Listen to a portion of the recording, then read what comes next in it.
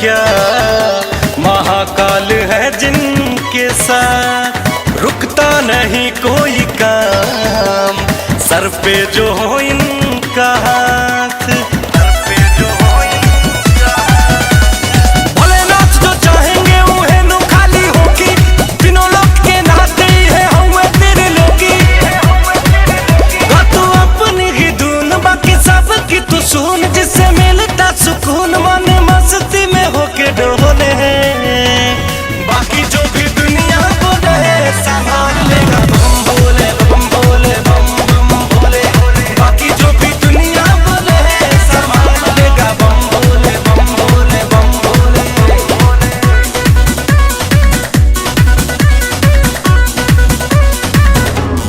बम भोले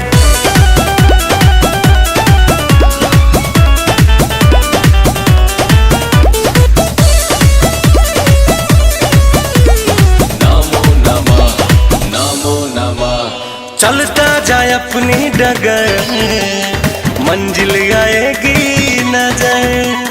करना गलत ना कभी, रखते हैं भोला नजर, रखते हैं भोला नजर। रमना है तो रम जा तू लगा ले शिव में मन, जपना है तो शिव को जप ले अजय बच्चन।